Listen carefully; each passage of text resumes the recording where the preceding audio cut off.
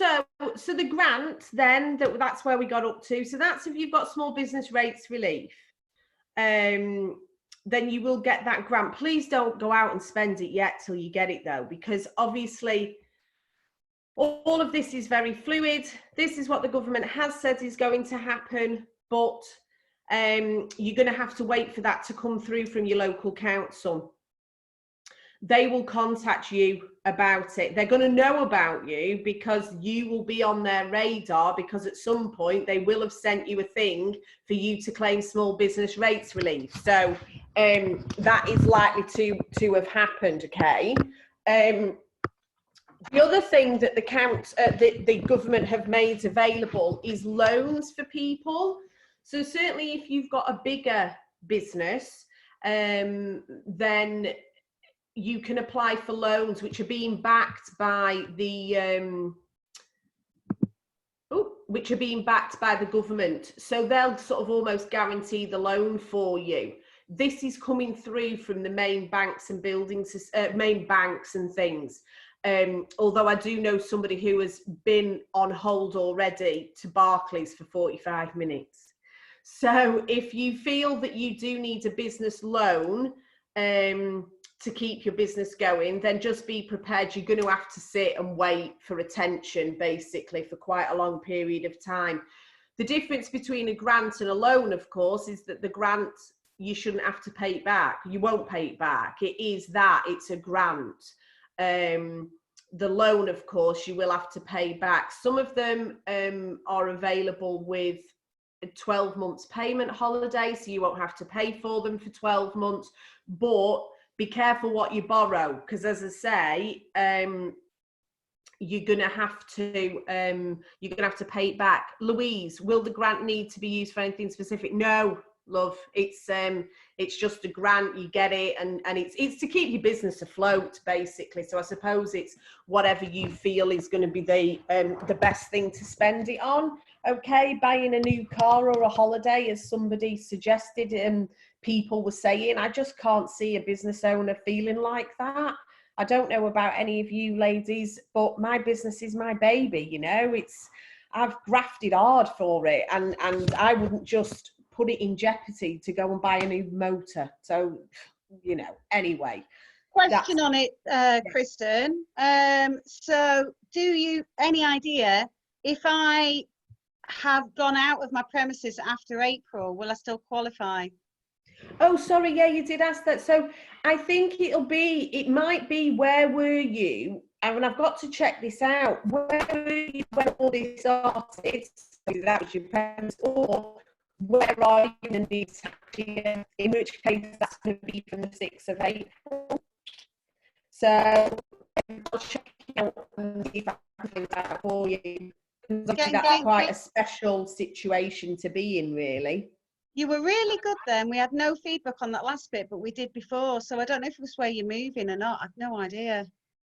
Am I better now? Now you are. We just broke up for a very little bit again. Carry on. Let's see how we get on. It's coming up that my microphone's not working, but I don't know why. Sorry. Okay, I'll carry on. Right, so that's the grants and the loans. For people who do have staff who are on PAYE, so if you employ anyone, or you yourself is on PAYE, you'll have heard this term now that we've never heard before, about furloughed staff. Yeah, Coral? I'm sorry, Kristen. You know, when you went forward again, then it broke up again. So I just have to stay still like this. I think move. Try to, yeah. Okay, I'll try and not move. I'll look like an idiot. Never mind.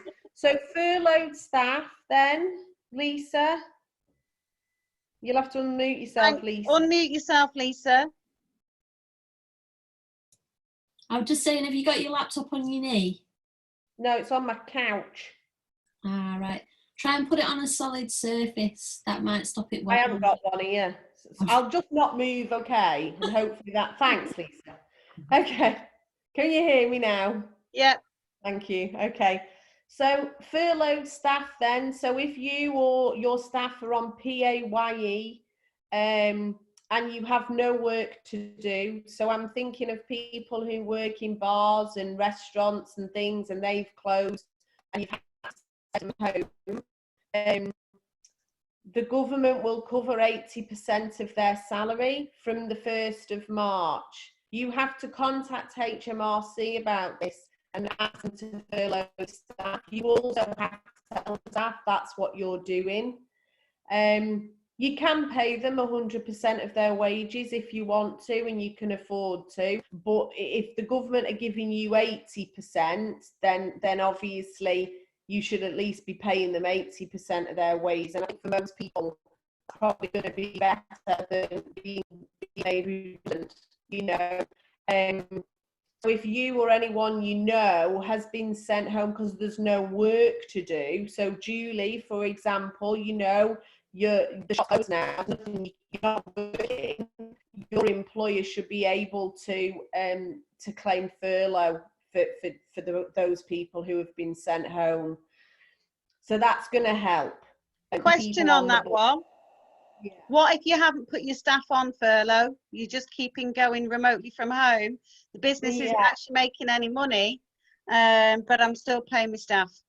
Yeah, well, I would argue, and I'm sure your accountant will argue, that if the business is not bringing in any money, then what you are doing is really just trying to keep, you know, your business in the public eye, for example, and help where you can.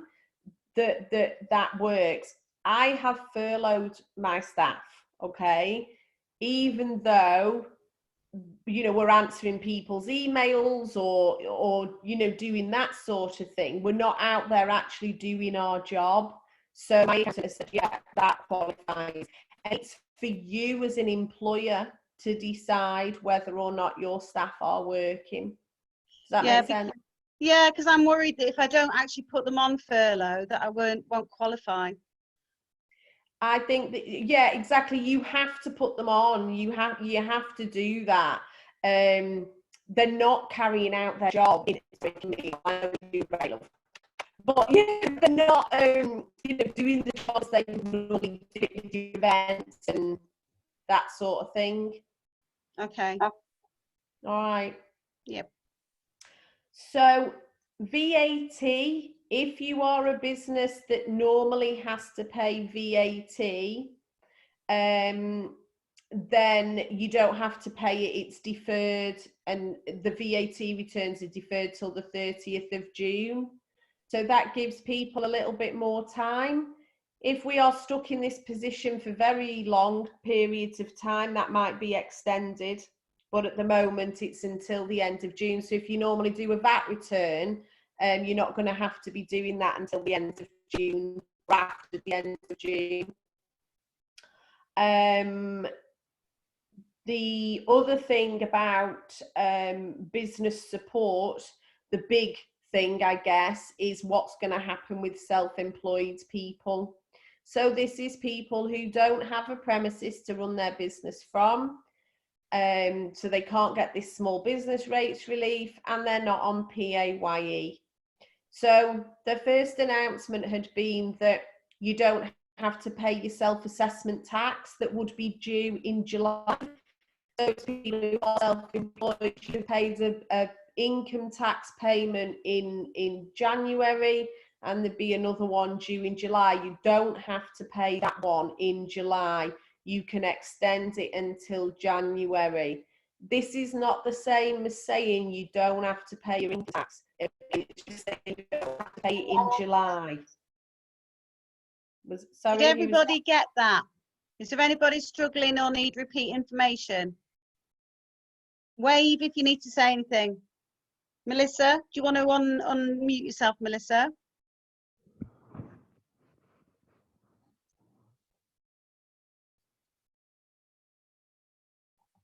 Here, I've unmuted you, Melissa. Yep. Good morning, ladies. Kristen, obviously, I know there'll be further announcements coming out with self-assessment, and like myself, I am mobile. They said that they may start talking about looking at going off, you know, sort of like an average or things of your earnings through what you've sort of submitted through sort of your tax return over the last 3 years. Is that going to be equivalent, you know, to sort of help us out and things? Because obviously I wouldn't be eligible for a grant and things, but they obviously were talking about this £94 a week, and then obviously that's changed, and now they've obviously, things are evolving. Do you think they might start looking at an average of people's earnings and things to sort of pay us something? Yeah, I do think that the government are well aware that they have to do something. They have to. And apparently this is something that they are now working on. It wasn't, I mean, don't get me wrong, I can't big up the government at all before this, but it wasn't something that I think that they thought, well, just ignore self-employed people. I think it's just easier to use the systems that are already in place to help where they can through PAYE and so on, and that how do they give support to self-employed people is something that's needed more thinking about. But I think it's probably likely to be an average, as you suggest. The furloughed staff, if you were on 0 hours, was going to be what you earned in February. Now, for some people, that's not going to be fair either, because certainly in the events industry, you know, maybe there wasn't that many events to do in February, so their hours might have been smaller anyway. I think we probably are going to be looking at averages. I think that's probably what's going to happen. There has to be more support for self-employed people beyond that you have been allowed to claim benefits, because I did write this down, that self-employed people are allowed to claim sickness benefit, but only if they're sick. You know, it's not the same as not being able to do your job. If you're not sick, you can't claim sickness benefit. So then it was on universal credit, and they were trying to speed up that process. But again, for some self-employed people, their earnings would have been much beyond what they will be allowed to have on universal credit. And there does seem to be an unfair balance between someone who's working self-employed and somebody who is, you know, on PAYE. But one thing I would draw your attention to is, if you have been you are a limited company, and your accountant was putting through a PAYE salary for you, which lots of them do in your accounts, even if you don't get a little salary every month, check with your accountant. If they were putting through a PAYE salary in your business account, can you claim 80% of that? Because was that to answer Jackie Spate's question? When I get a chance on a limited company, there's only me. Yeah, so it would answer Jackie's question as well.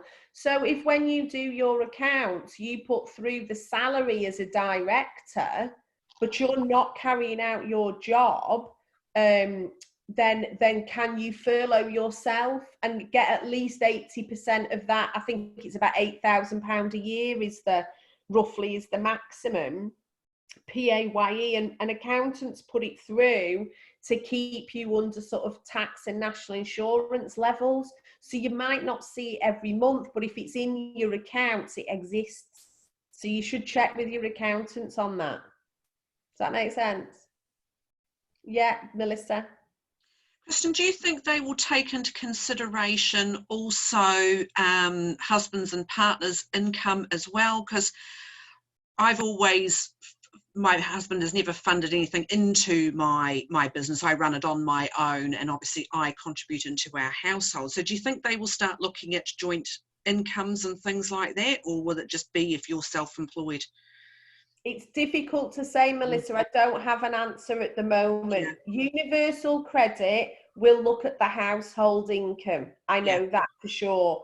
Yeah. Whether it's going to change in this scenario, we've got to wait for the announcements. As soon as I know, though, I will bang on about it.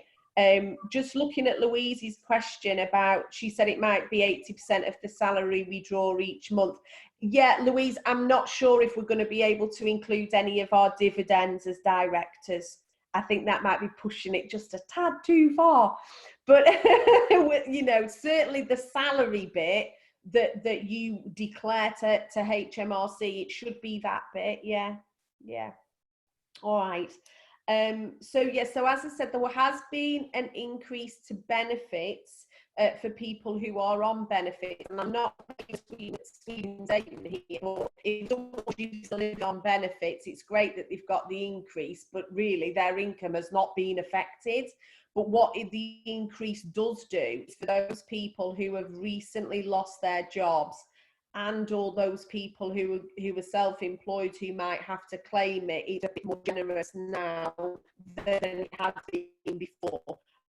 But there is due to be an announcement, Melissa, Jackie, on self-employed benefits. So, you know, hang tight, it's on its way. It's just been a much more complex area to know how to solve.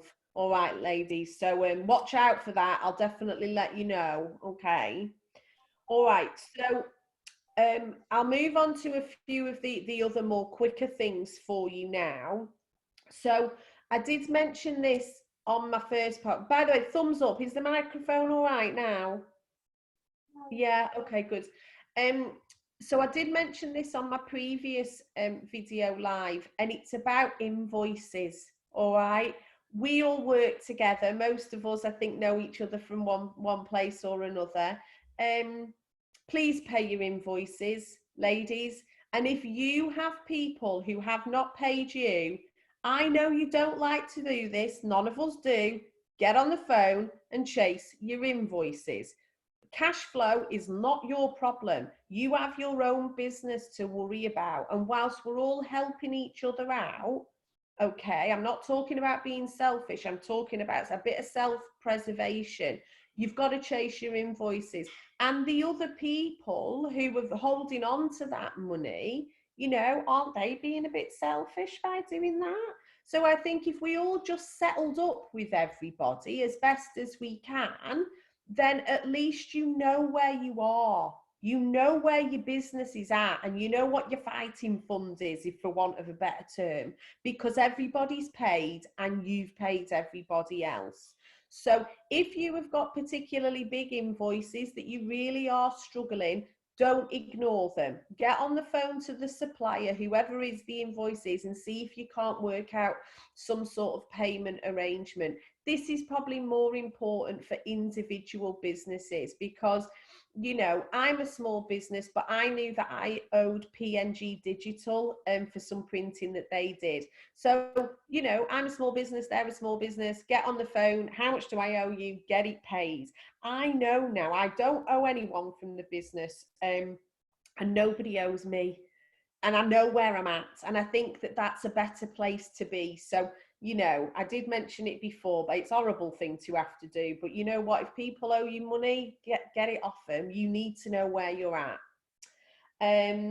So this is a one that I would be grateful if you would pass around, even if people aren't in this group or watching it. And this is about a scam warning. Okay, we all know what scams are. All right, we know how it goes on. There's loads going on at the minute. A huge increase has been seen, and this is because people are scared. HMRC details. Can you give us your bank details? We'll pay your grant. Let me tell you this now. The grants aren't being paid yet. They're not happening yet.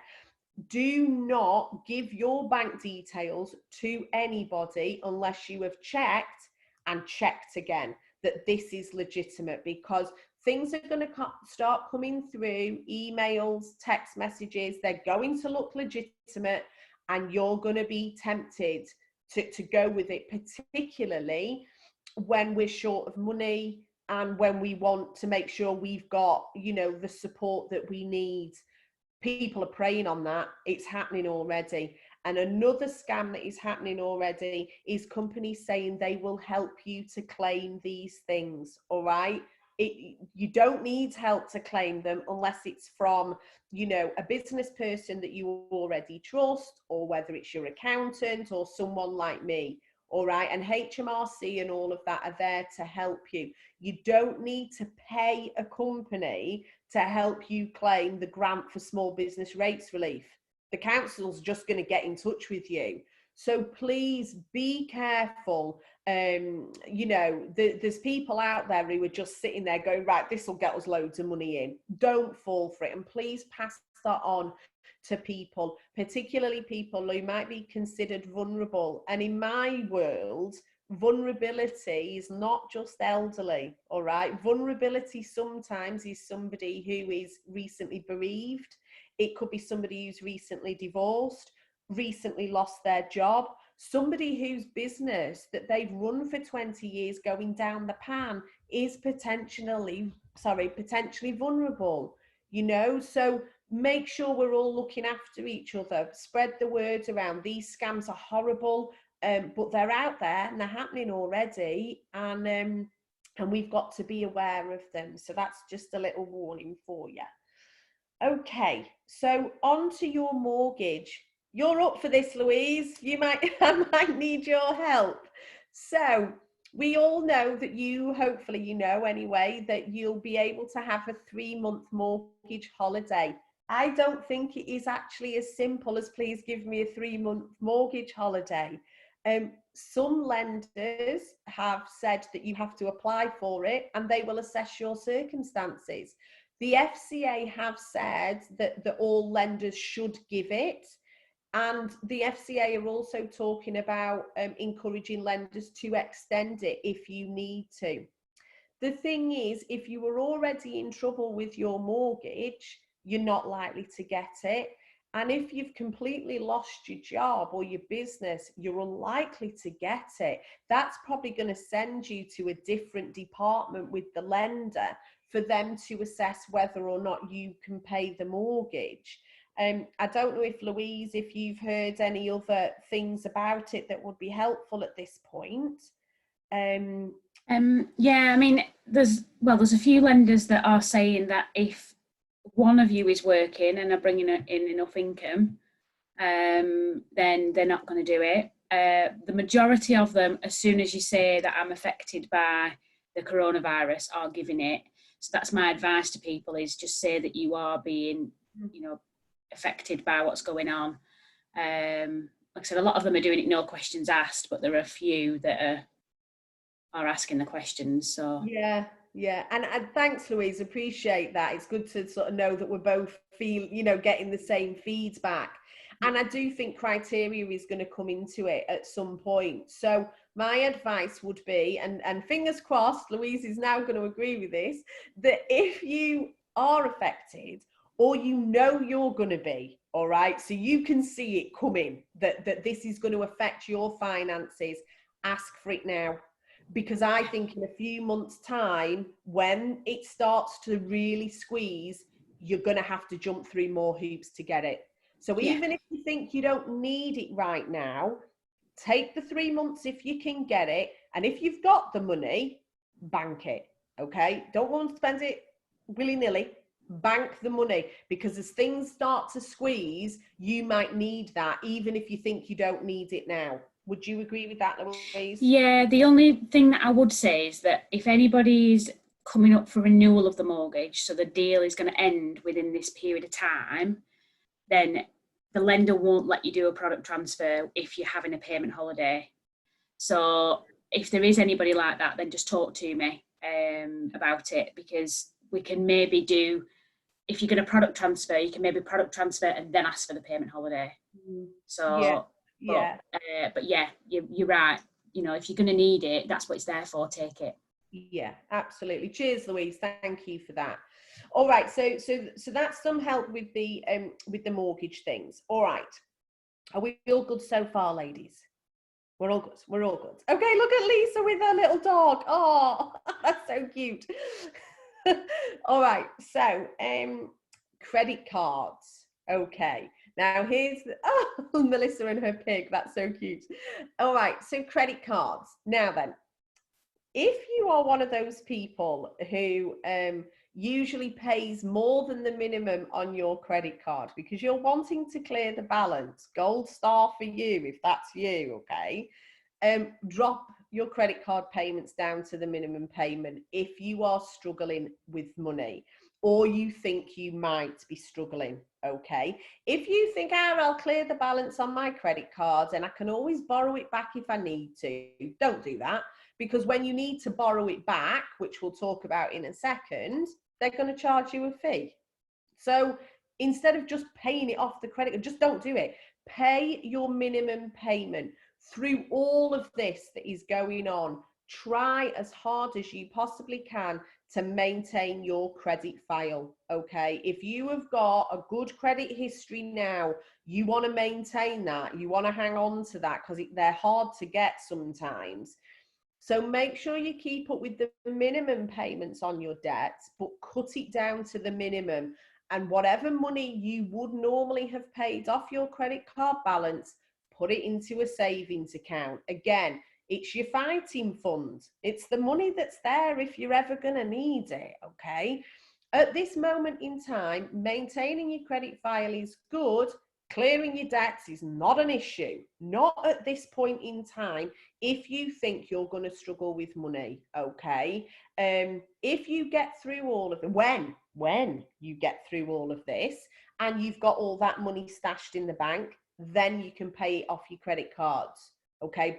But conserve as much cash as you can do. And when I say cash, I mean in the bank. I don't mean go and put it under your bed. Okay. So now then, the credit cards are another thing. If you're one of these people who doesn't have a credit card, like, oh my God, who are you that you don't have a credit card? But if you don't, well done. And I'm not encouraging people to get into debt.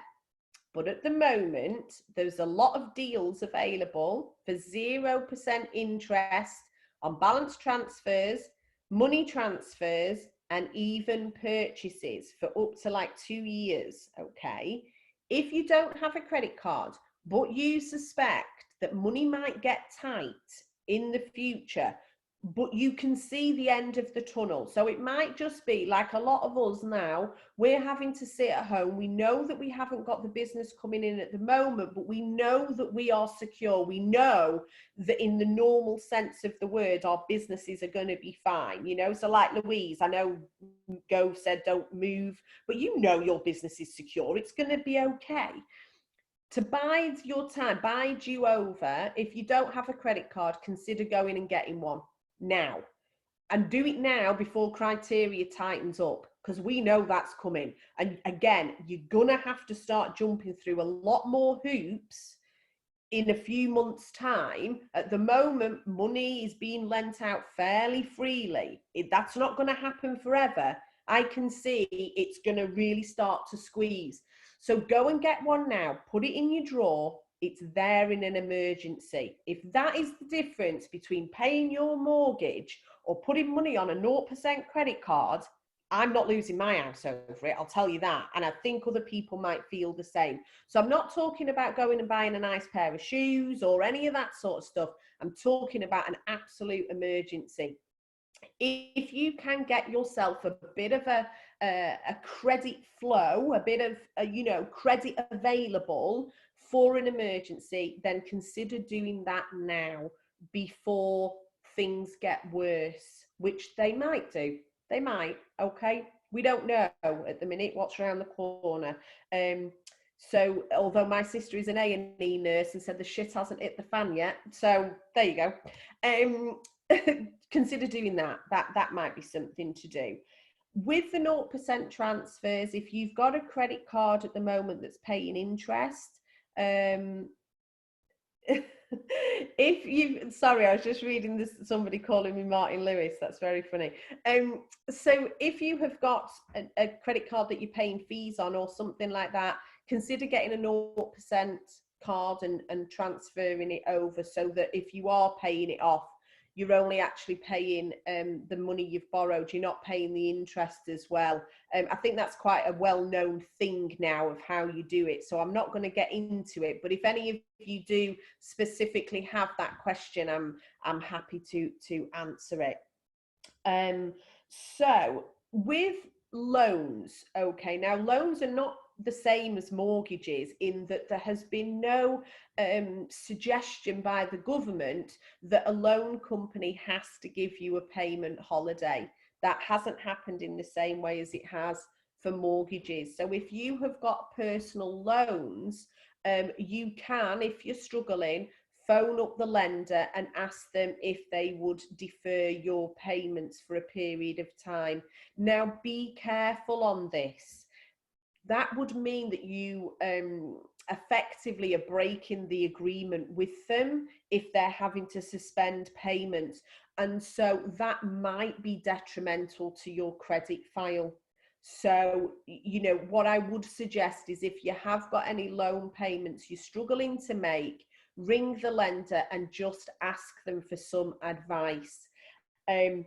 Beyond that, in terms of debt advice and struggling to pay people and things like that, yes, I do know some stuff, but there's 2 people in the Pink Link network who actually know everything there is to know. So Cheryl and Sonia at Adcroft Hilton, who are just both adorable people, and I think most of us know them. They're your people, all right? So if you have got debt that was already existing and now the squeeze is on, it's causing problems, please just get in touch with Cheryl and Sonia, okay? They're the people to really ask on that kind of thing, and they'll definitely help you out. So is all of that okay about debts and loans and things? Anyone got any questions?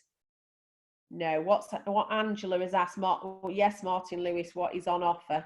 I'm not sure. On offer about what? You need to type that again and let me know what you mean. Okay, so that's stuff about debt, all right? Now then, moving on to if you actually have got some money behind you, which is hopefully where you're at. If you are paying into regular savings and investments, particularly if you're paying into regular savings and investments for your kids or your grandkids, and you don't have the money, I'll answer that in a minute, Angela, and you don't have the money to pay into at the moment, stop them, okay? Cancel the direct debit. We can worry about saving up and investing our money in the future when we're all doing a bit better and we're not so worried, okay? Again, if you're putting money into things that might be restricted on how you can get the money back out again, don't do it. Just, you know, don't put the money there at this point in time. And definitely if it's for like your grandkids or something and they're 2-year-old and you're not giving it them till the 21, I mean, really, like, cut it out. Just preserve the money for now. We can top those things back up later on.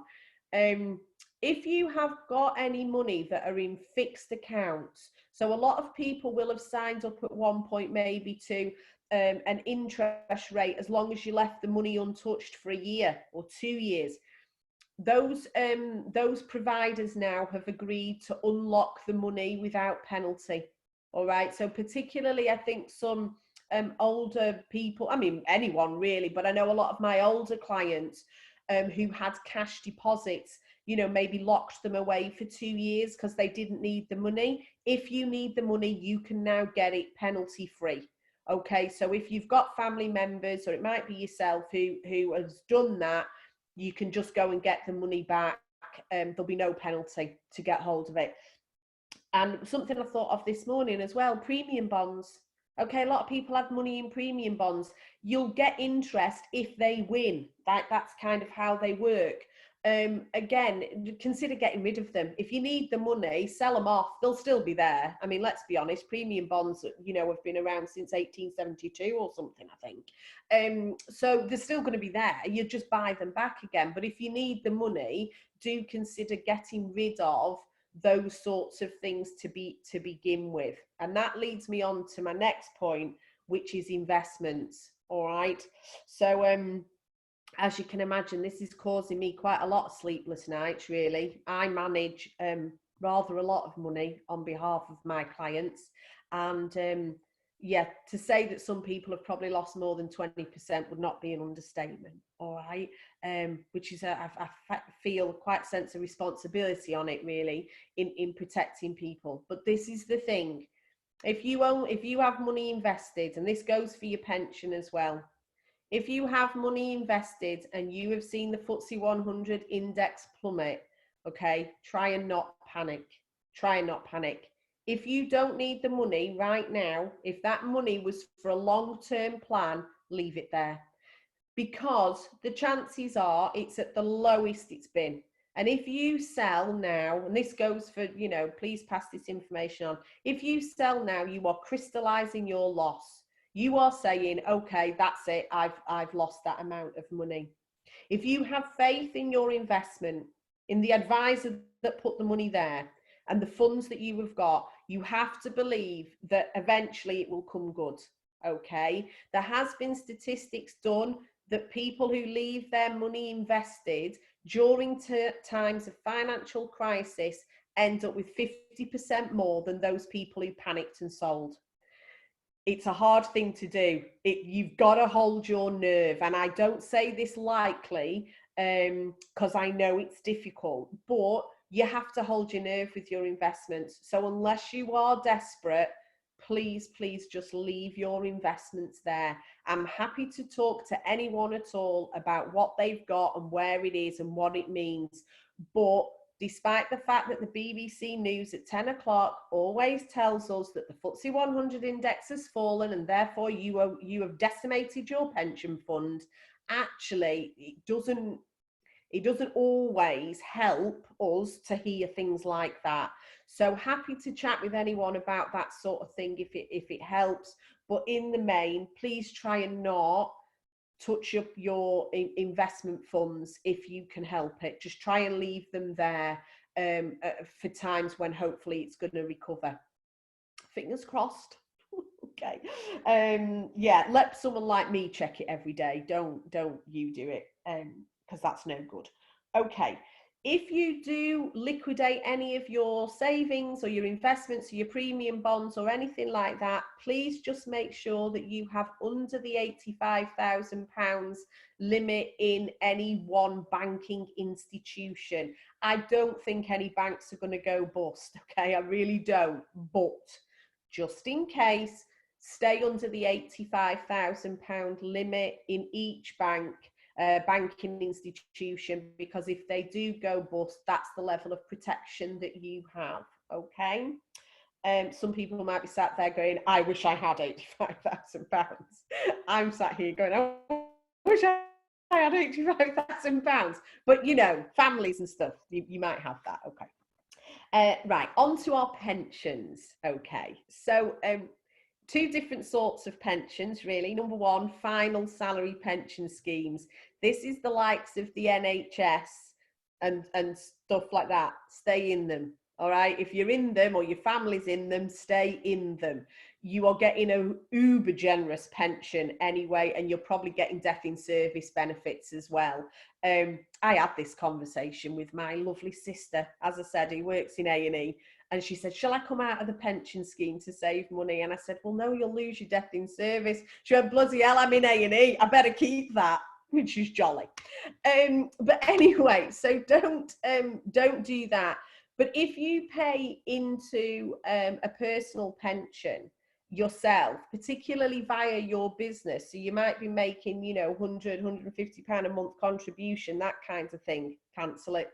Just cancel it and stop paying it. It's unlikely in the few months that we're going through this that you are going to change your pension life by stopping a few months of contributions, but it could really help with cash flow and things like that. You can restart them again in the future. That's not a problem. Just pick them back up again and restart them. But in the main, there shouldn't be penalties for stopping contributions. So feel free to do that if it conserves a little bit of money for you. So insurance products, please don't cancel life insurance, health protection, income protection, any of that sort of stuff. If you have income protection in place and you get sick, you'll have to check whether or not your insurer would cover you for it. If you get sick with coronavirus, that is, you'd have to check if you are covered. But in the main, an income protection policy covers you if you can't work through accident and sickness. So if you've got those policies and you fall ill, God, I hope you don't, but if you do, check if you can claim on them.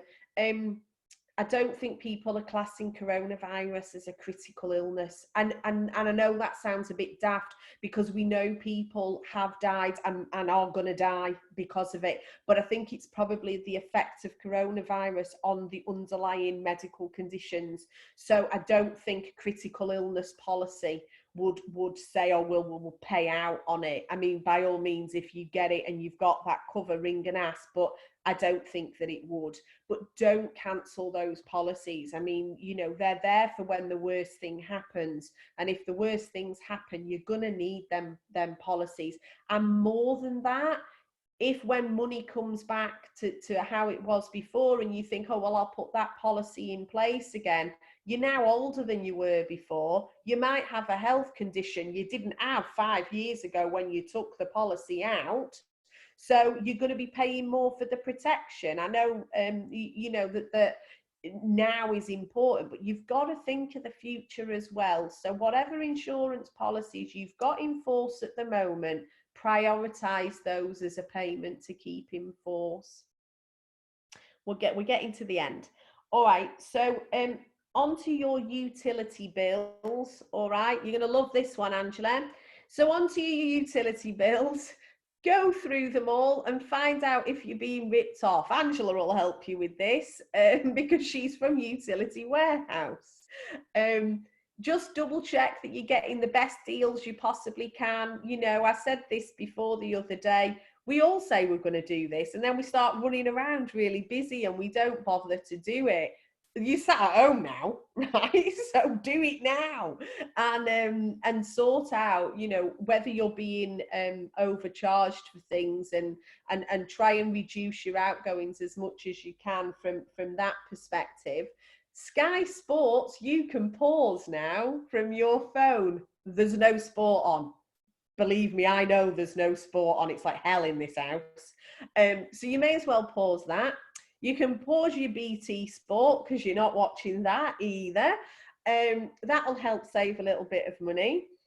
You probably need a better internet provider. Clearly I do, so I need to get on that. And then if you do use people like Utility Warehouse, you can get their fabulous cashback card. So when you're spending money on your food shopping, which is the only thing you're going to be spending money on at the moment because we're not allowed to do anything else, you can get money off your utilities. And the good thing about doing this now is that's going to last. So when we go back to work and we're all inundated with business because we've all kept our profiles up, we'll have already done it. All right, big tick in the box for us. Brilliant, you're on to a winner. So speak to Angela, she'll sort you out with your Utility Warehouse. Also, go through your bank statements. We never read these either because we're all so busy. You don't bother. Go through your bank statements and find out where you're spending money that you don't need to spend and cut down any of the subscriptions that you might have. Okay, particularly your gym membership. All right, because if you go to the gym, well done you. I have a gym membership. I'm hardly ever there. We're not going now. We're not allowed. So you may as well cancel them and save the money. And I'd be really surprised if any gym company sort of said, no, you've got to pay the subscription. I really would be surprised if they said that at this point in time. So you can get rid of those sorts of things. And anything that you're paying for that you know you don't use, just get rid of them and it'll help, particularly if it's your own business. The less you spend as an individual, the less money you're going to have to draw out of your business as a wage or dividend. So you're helping on both sides of the balance in order to do that. And if there's people that, you know, if all of this just seems like logical to you, start asking people, you know, do they need help with that? Particularly those of us who work in business, you tend to know how to do it yourself. You assume everybody does. Everybody doesn't know how to do this stuff. So start to ask, do you want me to go through it with you? Do you want me to look at what you're spending? We all need to be a little bit more open about our finances when we're trying to help each other get through something like this. Yeah, Coral, stuff like Spotify and all of that sort of stuff, we rack them up because we've got the income to pay for it, and that's fine. But when we're looking at what really do we need, you can start to look at this stuff and get rid of it. And this brings us on to the changing of our shopping habits. All right, for me, and this is again, it is a bit finance, but it's a bit personal. You know what? I'm not going to start online shopping and having loads of people bring stuff to my door. I don't know how many hands have been on that parcel and passed around. I have got enough shoes. I have enough toiletries. I have enough handbags. All right, I really do. So I don't want to risk somebody bringing me parcels that maybe 10 people have held on to, because they're not all going to wipe them down. And us, as my little family, we've been in quarantine since the 13th of March, pretty much. Apart from a spa trip me and Izzy went on for her birthday. I kind of don't want to make us ill by online shopping. So apart from my food and our medication that we need, nothing else is coming in the house. And this is a really good opportunity to really look at how much money do you spend that you don't need to. And that might be looking at what you're shopping in terms of food and things like that. Some of you know I stopped drinking last year, so my alcohol bill has come right down, like right down.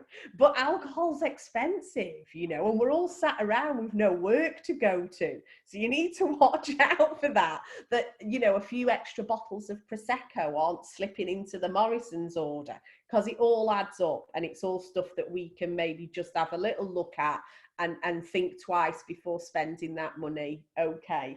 And my final one, which actually has come from my husband this morning, he told me that I needed to let you ladies know, is gambling. Now, we don't gamble as such, and many of you might not, but you may well notice that the adverts that are all over sport have changed. They're not betting on sport now because there is no sport. They're encouraging casino playing instead. And for women especially, there will be targeted ones to play online. And we're getting bored. And the temptation might be to just sign up to this stuff. Gambling lessons is something we do with Red Star Education quite a lot. Don't be tempted. And pass the message on, particularly to younger people who might be sat with their phones and feeling bored. You just get online and start playing these games and things, but unfortunately that sometimes is how little addictions start and become a problem. And also people are frightened about money and they're scared about money, and so it might be easy to think, oh well, if I gamble I might win some and I might make myself better off. You ain't going to make yourself better off, I'll tell you that now. If you want any of the statistics on gambling, I have got loads of them, including that I think it was the last count was £274 million that the chief exec of Bet365 was paid in 1 year. Yeah, that's our money. That's gambled money, and it just is frightening to me that at a time when people are scared about where are they going to get money from, that either scams or gambling might be something that people turn to. So let's actually have a little look at our behaviour and other people's behaviour, and maybe try and warn them about that. Angela has just said about brand new green tariffs. I'm guessing that's on electric and stuff, is it, Angela? You mean? Yeah, okay. So if you want any green tariffs, apparently that maybe it's on the electric, green electric, then again speak to Angela and she can maybe sort that out for you. So I have really waffled on, sorry. It's a lot of information. I've tried to cover as many things as I possibly could to avoid everybody having to ask questions, because I know sometimes people don't like to ask questions, but if you've got any, feel free. Anyone? No, I've said everything. Oh, Melissa's got a little question. It's not really a question, Christian, but I just want to say I think everyone is going to take something from what you have said, and your live the other night, I just personally want to say thank you. I think it's a very uncertain time for everybody, and for you to dedicate your time, because it's affecting everybody. So from the ladies on here, on behalf of myself, I just want to say thank you for doing what all the ladies are doing within the group, you know, any type of advice. So thanks very much. Oh, thank you. Thank you so much. I'll unmute myself now again. Well, thank you, Melissa. I do appreciate it. And yeah, I'm trying to cover all bases and things, but for me, the only stuff that I have got is what's in my head, you know, and after 20 years, that's quite a lot of crap as well. but hopefully some of it, like you say, will have stuck. And I'm here to help either now or, you know, in the weeks to come. Please get in touch. Everything people tell me is completely confidential. I'm happy to help on any of the things. And obviously we've got other people in the group like Louise, like Cheryl, you know, that will, I know will all help as much as we possibly can, because from a mental health and well-being perspective, financial well-being is absolutely massive. You can't sleep at night if you're scared about money. Believe me, I've lay awake a lot. You can't, and I think that we've got to help as best as we can. And yeah, I'm here to give whatever help I can. And if you follow everything that I put out on social media through Red Star Wealth, and my own personal Twitter, because I've got to be careful with the FCA, then whenever I get information or bits of stuff that might be helpful, I'll put it all out there. And I just want to thank Coral for inviting me on to come and do this. I know there's other financial advisors in the group, so I do appreciate you asking me. Thank you very much. No, you're more than welcome. Thanks for giving up your time. I'm just going to unmute us all. Let's try to do that anyway. Unmute all. There we go. So thank you, Kristen. I would just like to remind everybody, the information that you've learned today, it might help somebody else that you know, so please do pass it on, you know, because what wasn't relevant for you might be relevant for somebody else, and everybody's in the situation right now. At 2 o'clock, we have Marilyn Reed, who is going to be doing a session tackling stress and anxiety. Mental health right now is just, I'm so scared for everybody out there who's suffering, and I really think it's important to take time out to maybe join in or pass the information on to somebody to join Marilyn's session this afternoon, because if you don't feel you need it now, after we've been in lockdown a wee while, you might do. And so rather than reaching for the bottle, learn something from Marilyn that's going to help us, that's going to be better for us all to deal with the situation. And I'd just like to say thank you all for joining, and we'll keep on posting stuff and sorting these things out. Anything you want subject wise, please contact me, and if anybody didn't get Kristen's details, please contact me myself and I'll get those out to you. If you email me, that's best. It's coral@pinklinkladies.co.uk. For those that you don't have my email, it's better to email me because I keep working through my email, because the WhatsApp's going, the Messenger's going, the text is going. I can't keep up with technology. But if everybody's happy, I'm going to say goodbye. Thank you to Kristen. You're welcome.